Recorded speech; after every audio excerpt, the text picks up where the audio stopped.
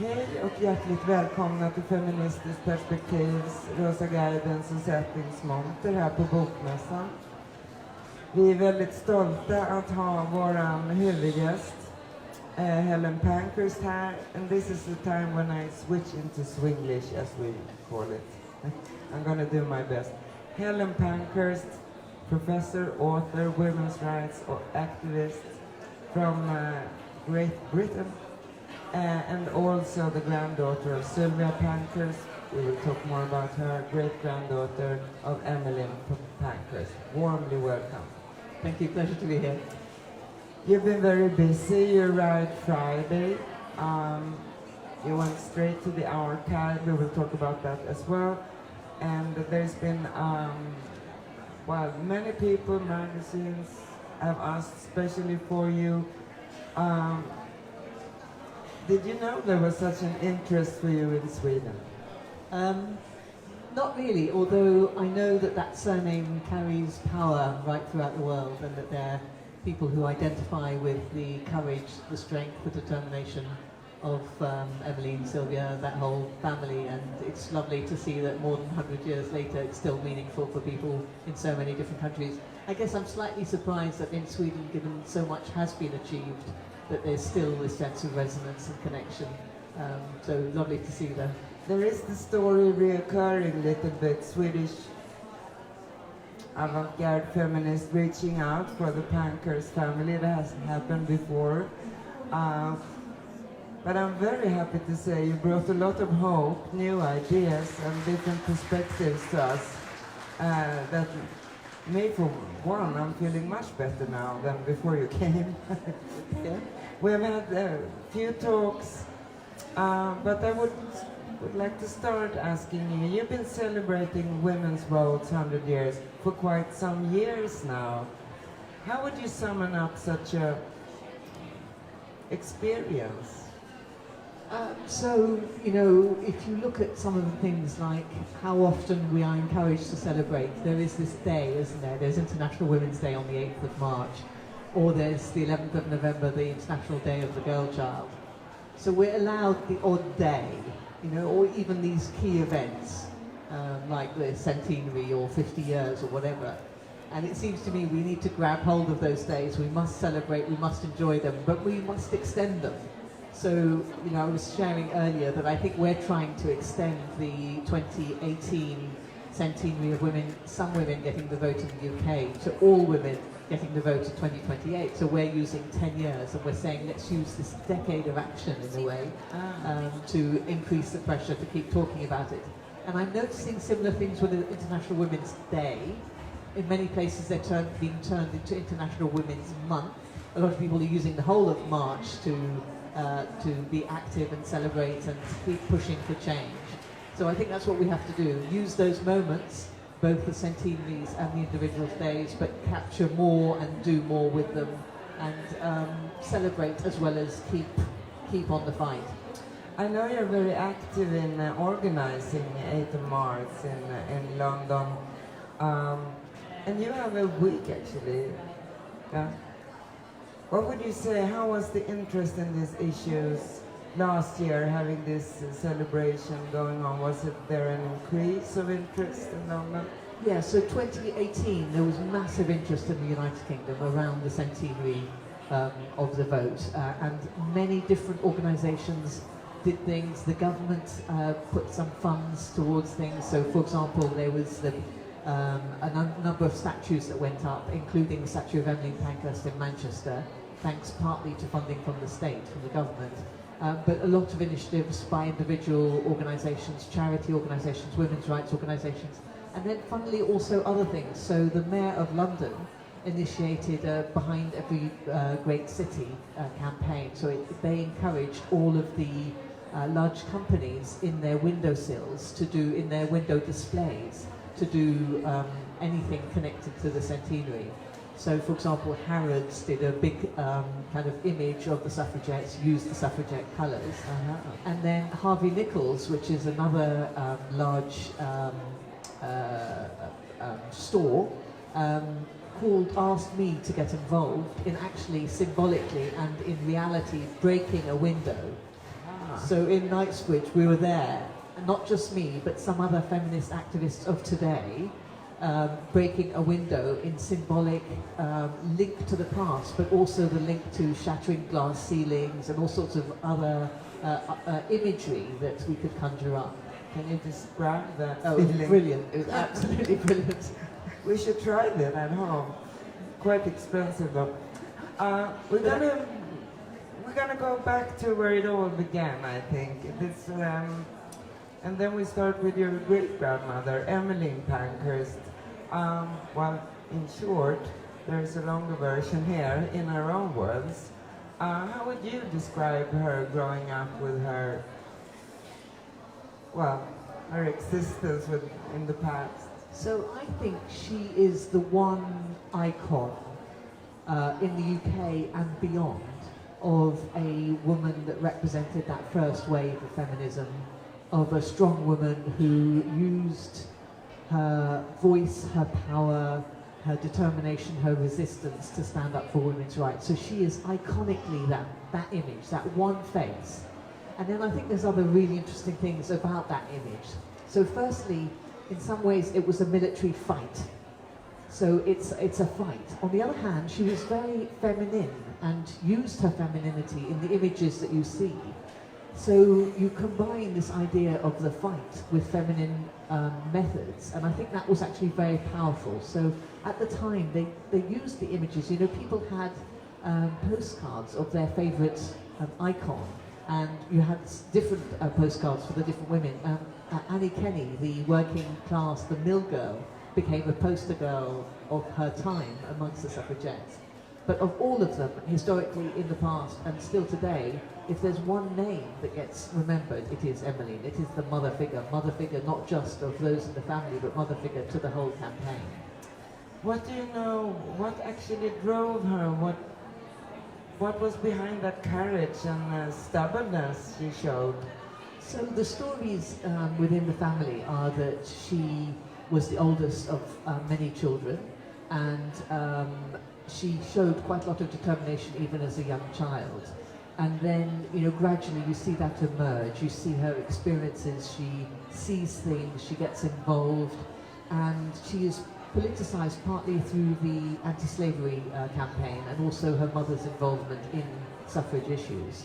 And then her husband, Richard Pankhurst, is also very much involved in a number of causes of which women's rights is one. But there's one anecdote that's quite interesting, kind of slightly to bring in the rest of the family in the story. So I've already brought in the mother. So Emmeline's mother is important, Emmeline's husband is important. And then the reason that the suffragette movement is born is that Emmeline had been campaigning, as had Richard, her husband, and then he died. So he died, he's, you know, beloved husband and father figure, and the family is bereft of this key person and the main breadwinner.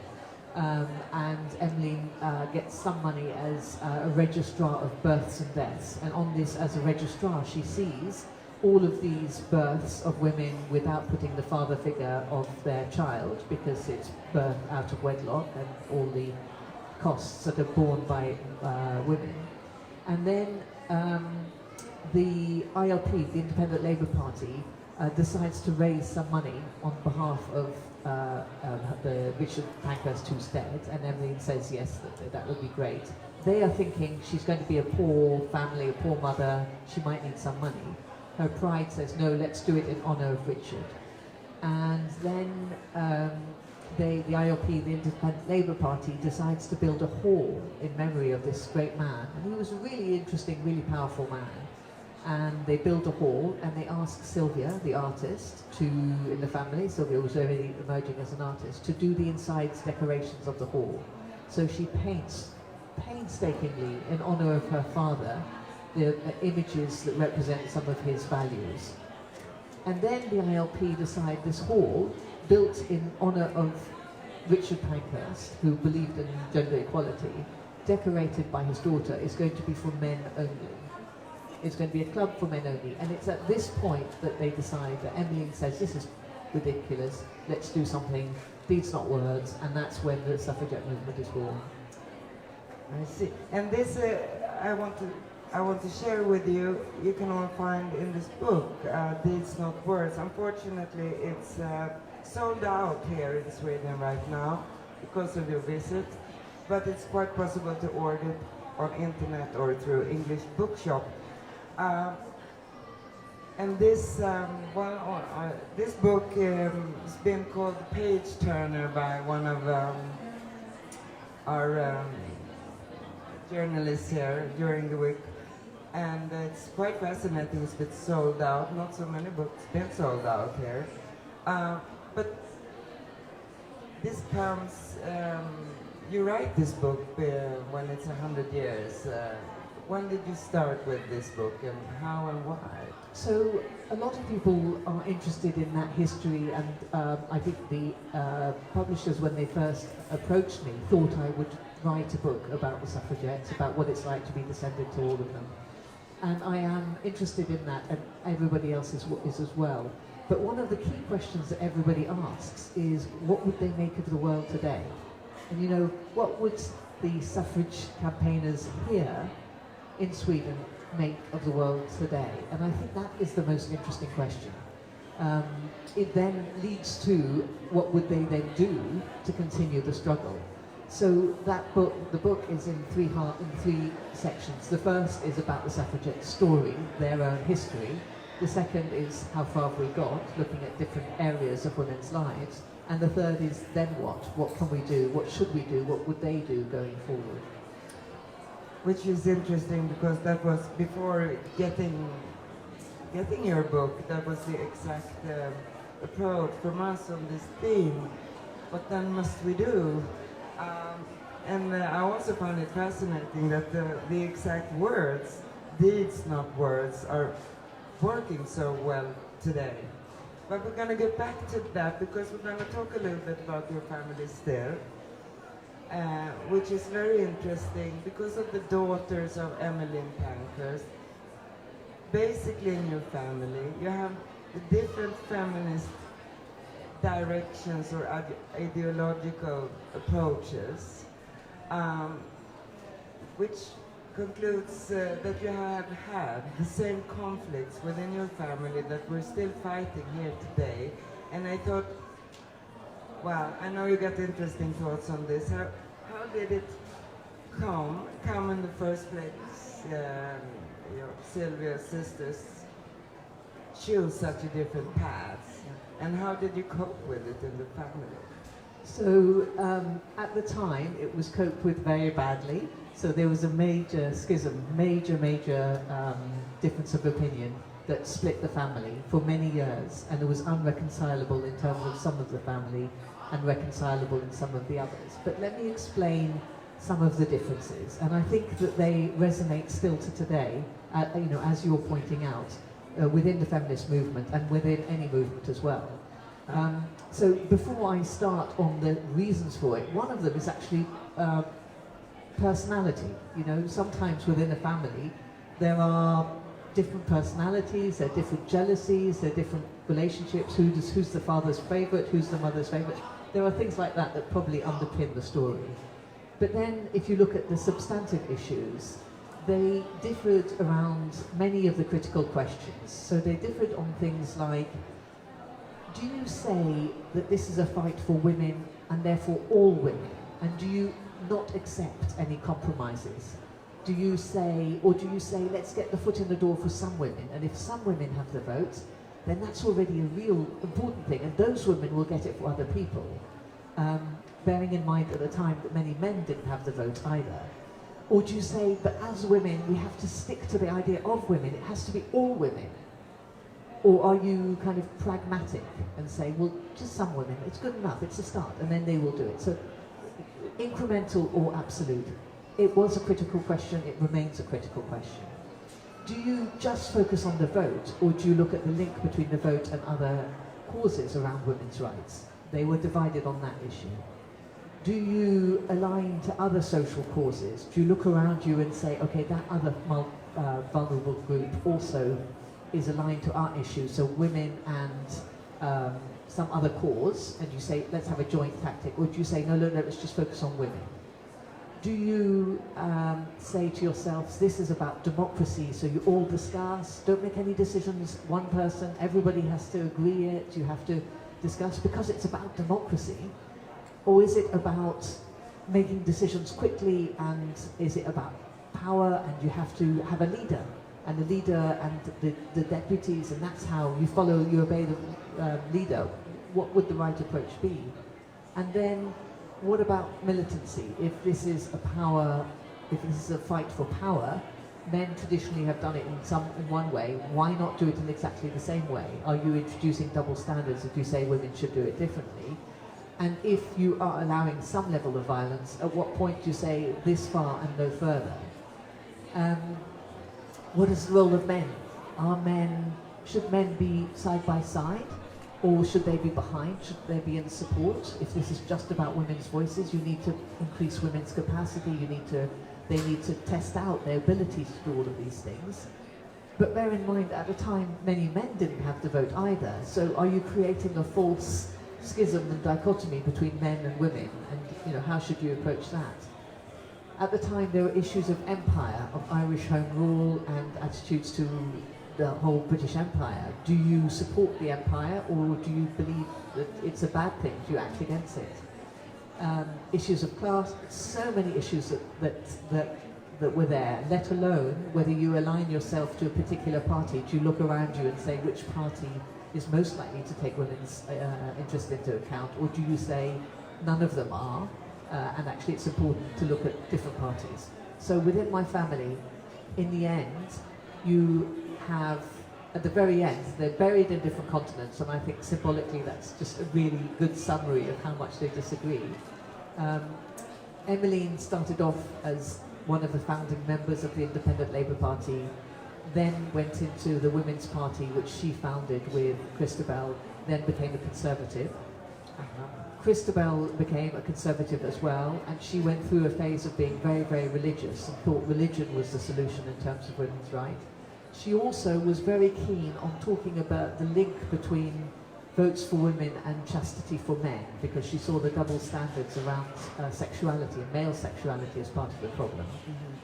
Adela started off as very much linked to the Labour Party, then became a very strong communist, and then became a very strong Conservative, and in Australia was also perceived to be a nationalist, very much or rather very much in support of Japan, and was interred by the government, was imprisoned by the government because of some of her beliefs around that.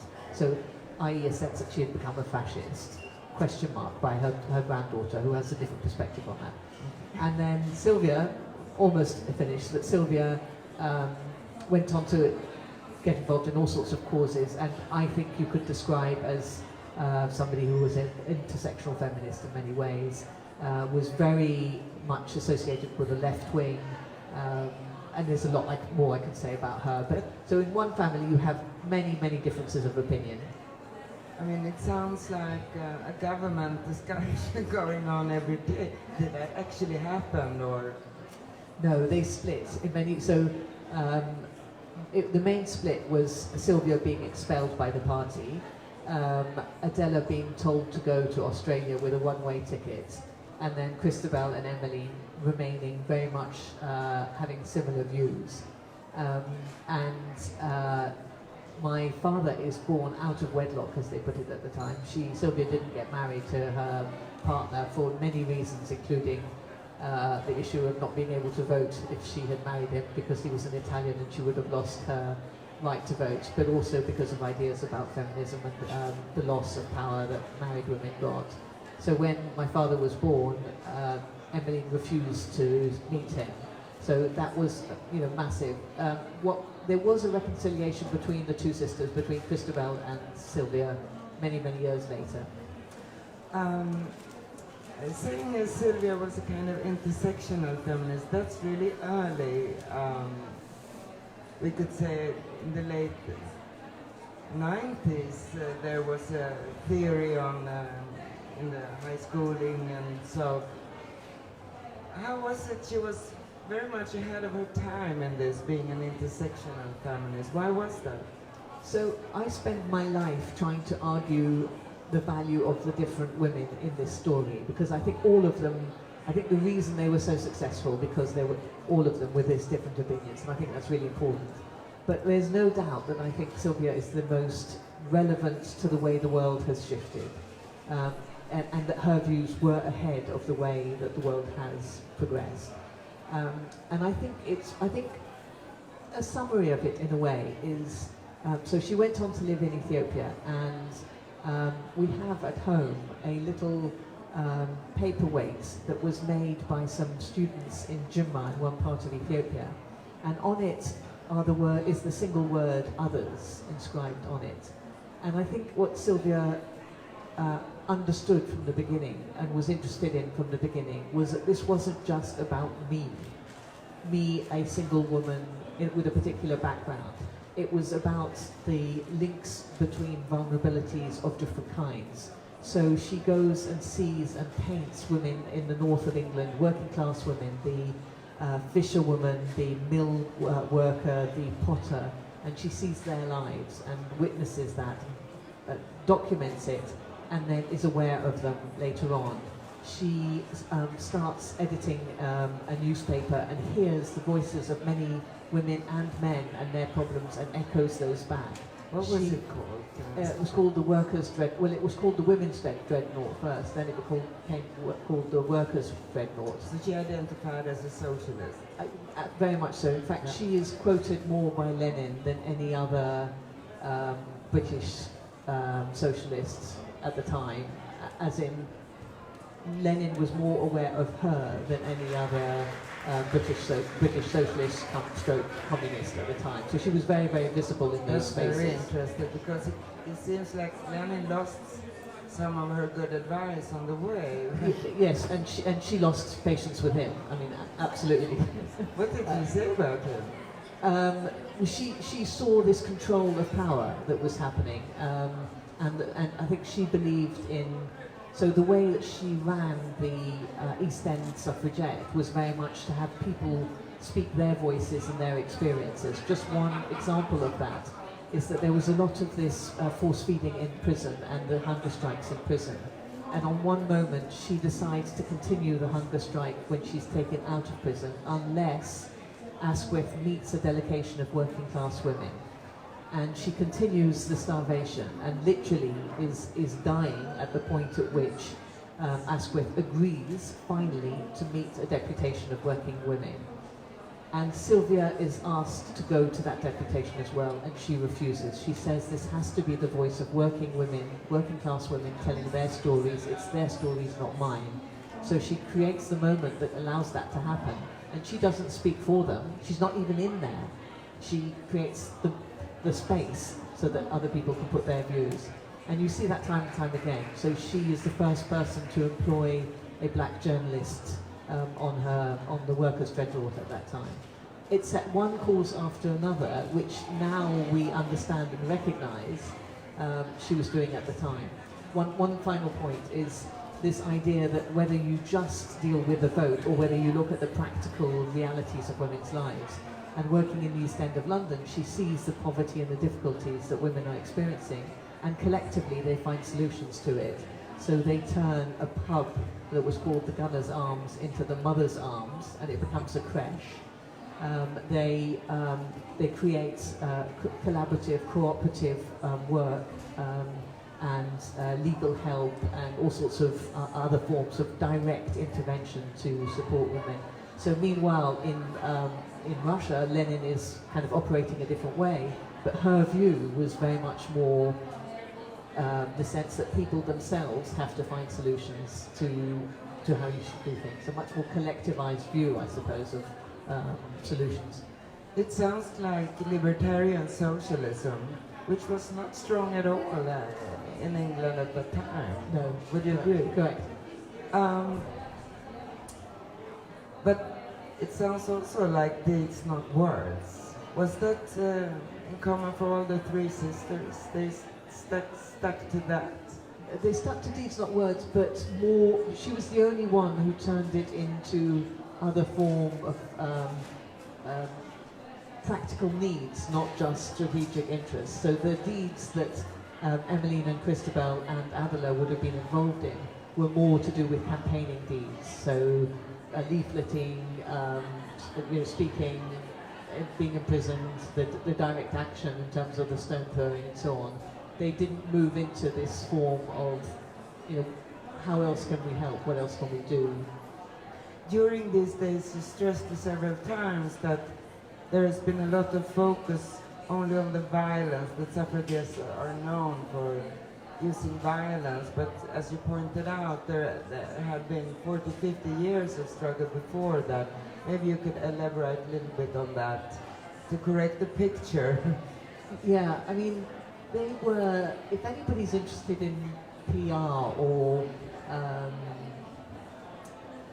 campaigning from that perspective of the visual aspect of things and the cleverness, they did the most amazing, they were lateral thinkers more than militants actually. There were, if there's any type of campaigning you might want to think of today, I bet you anything they did it. So there was one woman who took an early hot air balloon and had Votes for Women emblazoned on the hot air balloon and distributed pamphlets. The hope was that it would go near the House of Commons and the direction of the air took it in a different way. They had coins. In fact, I've not got it here, but they're the 1 penny coins on the figure of the king. They stamped Votes for Women. So you pass a coin to somebody and you've got your message. They use the colour schemes very powerfully so that you have these colours and people already know what you're all about. They boycotted the census, and really interesting things with the census. So the census that happens once every 10 years in 1911, they got people to party instead of filling in the census. And on the different forms, you have the last column of the census that has, you're supposed to put your disability on there, and they would put not enfranchised as their disability.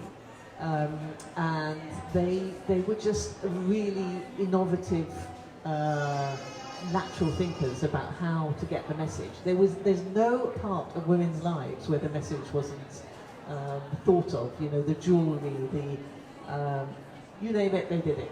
It's very interesting because PR didn't exist at the time at all. I think it's 10, 20 years later when the first really campaigning started, and I know that for sure because it was soap that was supposed to wash you white.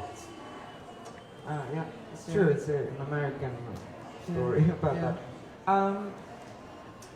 But so let's say Sylvia is the most, that bears the most continuation for today. Well, if you take that question, what do you think she would say about today? So I think that she would, so let me just say one more thing just before I concentrate on Sylvia, which is that I wanted to come back to the way that Adela's presented. So Adela went to Australia and let me read you, can I read you a quote? So as part of the tour with the suffragette film, we went to Australia, I went with my friend Kathy there, and we met Adela's granddaughter. The film, I could say, you all seen it. It's the suffragettes came a few years ago with Meryl Streep as Helen Pankhurst. That was, many saw it as well. Yes, many people at the time. So this is what Susan said. She said, because Adela alienated both sides of politics, she had a lot of critics, but her optimism about the inherent goodness of human nature, her trusting nature and generosity inspired a protective love in everyone who was not ideologically driven to oppose her. People still living who knew her remember her with affection and respect. One small, maybe trivial example of her influence that I was reminded of as I stooped to pick up a discarded glass bottle on my walk before writing to you this morning. I always collect trash as I walk, especially in community space. A habit started when Adela told the unwilling 8-year-old me that it didn't matter that I didn't drop the trash. Our responsibility to the public benefit was more important than how I felt. And I think that's just a powerful explanation of what made Adela tick somehow. So would you say Emmeline was stressed this point that all her daughters was to work for a better cause? Yeah, definitely. I remember that there was some kind of a motto that they heard as young girls, that you have to do things for the public good. That's how you're valued is, and that's what you should do. But coming back to Sylvia and what she would make of the world today, I think that she would be impressed with some of the changes. I think she would like some of what she would see, just in terms of the progress and some of the laws, the sense that women are so much more vocal, the kind of educational changes that women can become anything, so many things that they were not allowed to become 100 years ago, the solidarity between women. And then she'd be horrified by so much. I think she'd be horrified by the refugees, the fact, the numbers of wars and conflict and death, that global level, the fact that there's, I think at every single level that there's so much still to be done, and I think she would very quickly roll up her hands and say, okay, what do we need to do strategically and what do we need to do practically, and she'd get on with it, and she'd be working with others to make things happen. But how is it she ends up in Ethiopia in the first place? At that time, a part of the empire, so-called empire, Haile Selassie's in power now? So he was, and then Mussolini invades, and that's why she got involved, because she saw the growth of fascism and the dangers of fascism. And then nobody much was interested in Ethiopia when Italy invaded, because it was an African country that was invaded, so what? The UK, Germany, so many countries had colonies, so Italy wanted a new one. It wasn't a big deal. This soon after the Spanish Civil War, where the left in Europe had created a big noise and had gone to support those fighting Franco. So on the one hand, if it happens in Europe, there's a big noise if fascism happens in Europe, but if it happens in an African country, who cares? This is really interesting talking about right now. It's still the same. I have to ask you, did she ever refer to syndicalists or libertarian socialists? I don't know enough, to be honest. No, but that was what's happening in Spain, right? Yeah. And it sounds like she was very much into that. Yeah.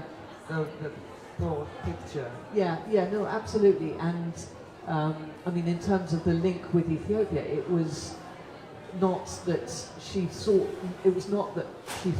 that the emperor's kind of hierarchical decision-making was acceptable. It's just that she saw the invasion by a fascist country and a silence by Europe. So she got involved she started a new newspaper, the New Times and Ethiopian News, which she edited then for many, many, many years to highlight. And it became a Pan-African story. It became where a lot of the other liberation leaders were talked about and became friendly within the family. They knew Jomo Kenyatta and Kwame Nkrumah, and all sorts of key early independence leaders in Africa. And later on, you are born in Ethiopia and staying there until 12, right? Yeah. Why did you leave, or your parents? My parents decided, in fact, my mother put her foot down and said that at the time we had something called the Red Terror that was happening in Ethiopia. There was a lot of violence, and it was after the revolution, and there was bloodshed and internal civil war, really. And so my mother said, that's enough, we're going. Okay. That happened. And your mother, I just have to know, was she a suffragette lady too? So, no, she came from she was of Romanian origin, and I think, fell in love with my father and then realised the consequences of who she was fallen in love with, and so she became a feminist through I think through exposure to my father and her mother-in-law, it became important to her, very much so. But it wasn't something that she had initially. So you didn't get that Pankhurst, the good deeds and deeds not words. It rubbed off on shipping. Okay. What did she say, or is she still alive? No, she died unfortunately in May, not that long ago. But you saw the film. She saw the film, yeah. Did she like it? Yes, she did, and she would talk quite a lot about her memories of Sylvia, because they lived together for 3 years.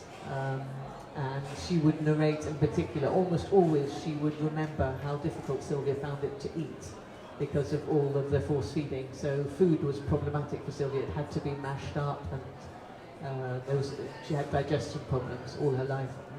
And your father's relationship to these stories? So he was a very gentle man, very much aware of feminism, and a feminist, a strong feminist. And he, I think, took on a lot of her last interests, and her last interests were Ethiopia, a love of Ethiopia, the culture of Ethiopia, the need to talk about Ethiopia, to increase people's knowledge of this incredible rich culture. So that's what they spent the last few years of her life, and that's what he spent all of his life on.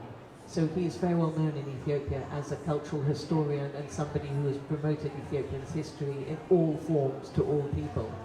And that is the heritage of the last of her numerous campaigns. Moving forward a little bit in time, I have to ask this question.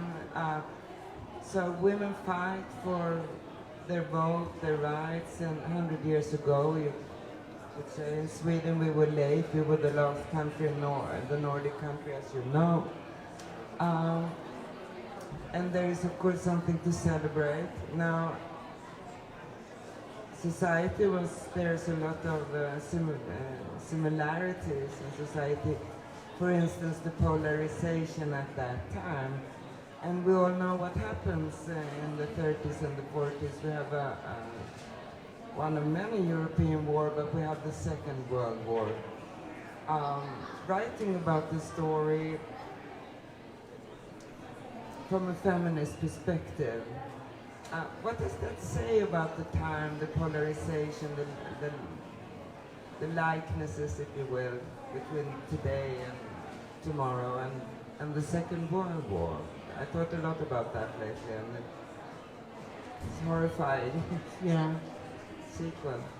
It is. I mean, I have been to a few of the other talks here, and this sense that we have a polarization that's happening right now, and it's no longer about what you believe in terms of the policies as being important, but it becomes so strongly identified with identity and trust, and you magnify the sense that the whole person becomes your part of your clan or part of your enemies, and that the ideological position becomes so polarized with nothing in between, with the anger as the mechanism that's used rather than let's try and find out what's going on and let's try and resolve it.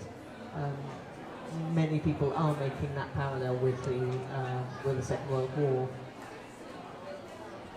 I hope it gets resolved. Right now we're seeing a mixture of things, aren't we? In some countries it's moving in that direction. In other countries, those very leaders, I'm thinking about both in the UK and in the States, those very leaders are being called to account. Now, whether it works or it doesn't work, there are the beginnings of a challenge to some of that. And from what I've been hearing here as well, you've got the rise of a lot of right-wing approaches and thinking, but within that you've also got those who are challenging it, and whether that will be sufficient to not lead to another war. We'll wait and see. Did any of your grandmothers intervene or comment the development in Europe at that time? Yes, and as usual, they took different views. And so Christabel and Emmeline were in favour of the First World War. Were in favour of the Second World War. Sylvia was very much. Let's put it this way. So Emmeline and Christabel were in favour of the First World War, and Sylvia was not. She was a pacifist as the First World War. By the time of the Second World War, Emmeline was no longer alive. Christabel was in favour of appeasement for quite a long while, and then became very worried about what had happened.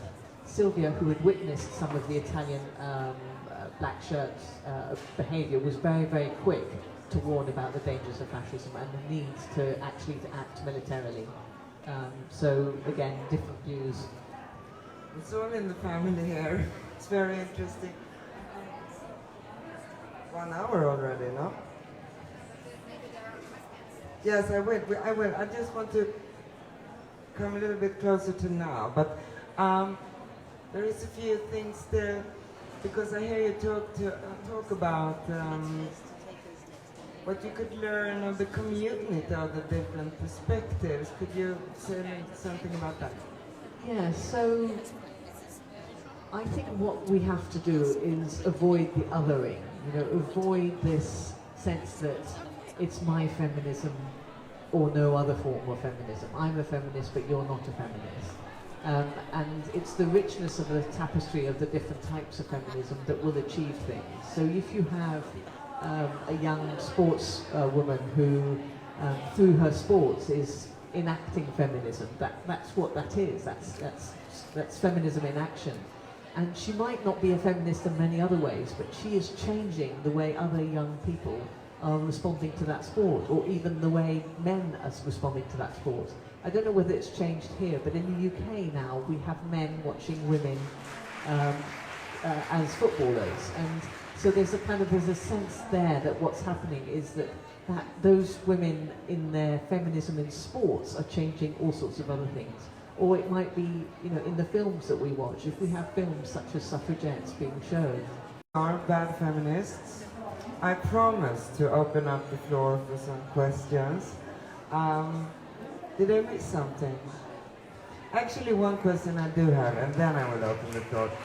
I hear that conflicts right now in Britain is on the trans issue. Is that correct? Yeah, that's probably, there are a few ones deal with sex work and prostitution. That's historically and even now. Yeah. The major one is definitely around trans identity. And how is it resolved? So it's not being resolved. There are kind of arguments about it, and on the one hand you have the trans community, male and female, saying we are particularly marginalised and we need to be brought into the feminist discussion. So the LGBTQI++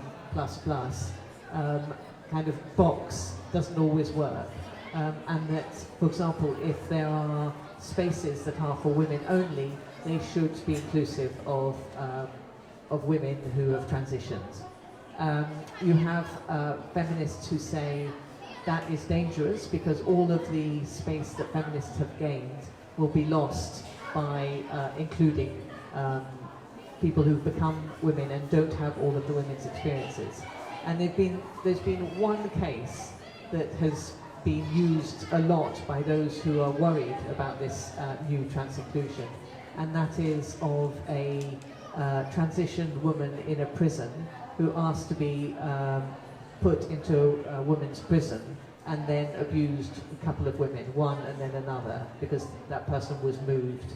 So the feminists who feel that it should be safe space for women only, as in biological women from birth, are using that as an example of the danger. And also they are worried about the amount of funding that goes to the trans community, and therefore that is away from their safe houses, etc., etc. I mean, it's a complicated story, but my summary of it really is that I think one of the problems is that you have the potential of something which is wonderful, and the potential is to start to think about spectrums, that it doesn't matter what gender you are, it doesn't matter what sexuality you are, it really, you can be anything and anything is okay. The problem is that the media is fixated on the men who've transitioned to be women and look very feminine.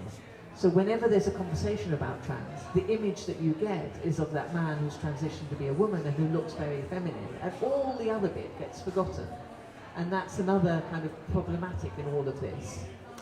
That's the media. That's a huge discussion I would love to have. Though I have to ask you this, because in Sweden, I think we almost got through that discussion when it comes to including everybody who wants to be a feminist. But we have another difficult question that concerns the nation and whether women's rights are locked down in the nation, so to speak. And it also has to do with the refugee situation in the world and the polarized discussion.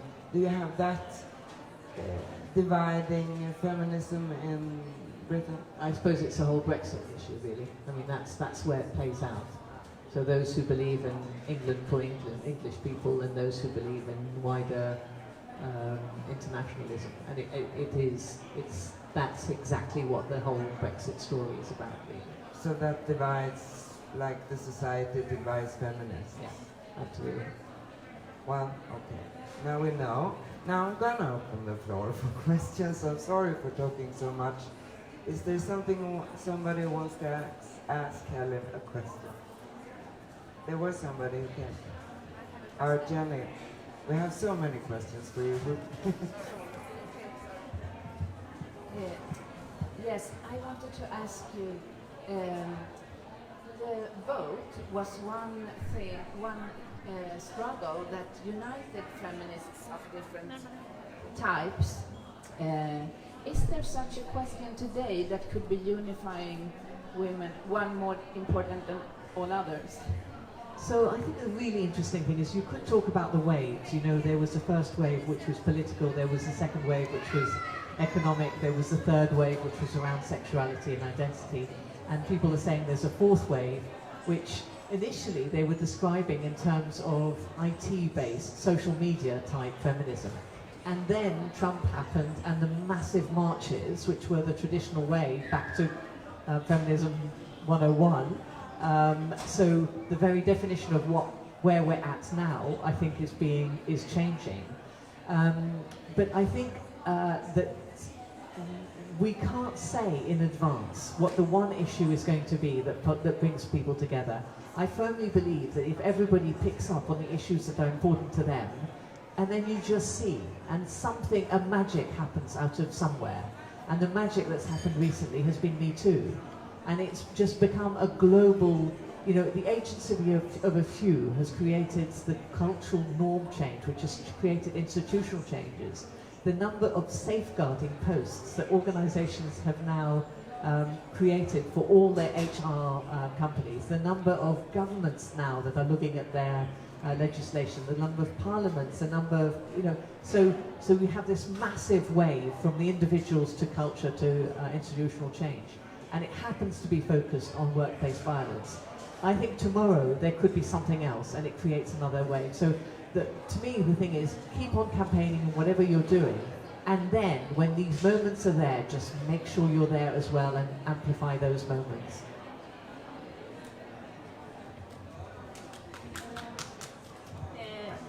I have a question. What do you think about Greta Thunberg and what's happening right now in the youth and in the States? So I think that what she has been achieving is one of these moments. So it's very interesting, you've just made that parallel, which is an individual girl, all on her own, makes a point about what she wants to change in her own life, in her own family's life first, and then other people hear and believe the same, and then within 1 year you have this massive movement. Now the big question is, what will the countries, what will the larger institutions like the UN, how will they respond to things? And recently, in terms of, just now, the UN's responses, the country responses have been pretty awful, to put it mildly. I mean, really minimal. And so I think it circles back to how long these things take. Sometimes you think that it will happen very quickly, and so often I've read, in fact, even in that speech of Sylvia's that we uncovered, we were talking about the other day, almost like the last words are something like, "I'm sure we're nearly there." And that was in 1913, and they had to wait to 18 and 28. And also I've seen correspondence from Emmeline, in 1908 saying, "I'm sure we're nearly there." And then you realise you're not. So I think, post-UN, right now, there's a sense of knowing that the whole institutions of the world are not going to suddenly change. No. So you have to keep going, and it's back to the actions of individuals and all the rest of it. But it's exhausting, actually, some of these things. And then you have this time bomb in terms of the climate one itself.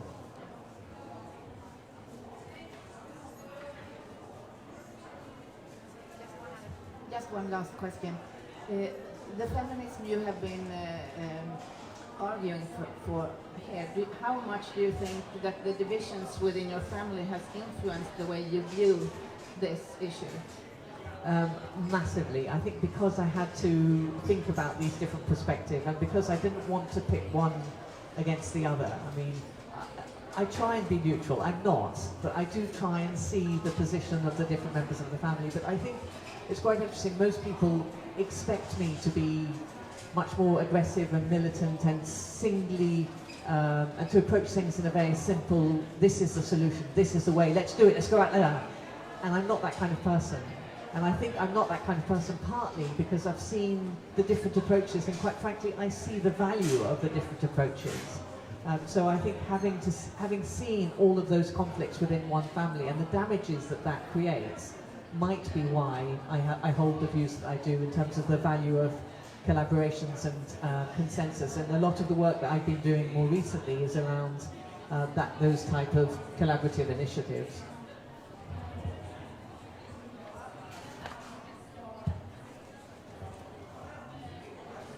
Well, for me, that's the best way, actually, of closing up for us on this fair. What we just did was collecting all our closest collaborators, our advertisers. We have old organizations, new organizations, women's shelter. We have this new initiative, Frågan, buying back our old center of our old meeting place. I know you have the program tomorrow as well. You're going to the school, you're going back to the archive, right? To all the public speech. No, we're going to the library and the university, and there's the Anglo-Swedish Society that's doing an event at the university. Well, full 4 days for you. As the editor-in-chief of Feminist Perspektiv, I truly want to thank you for these days, all these valuable comments and new perspectives we got. And of course, we will continue following you as much as we can. Thanks so much. Really appreciate it. Thank you. Thank you, Helen.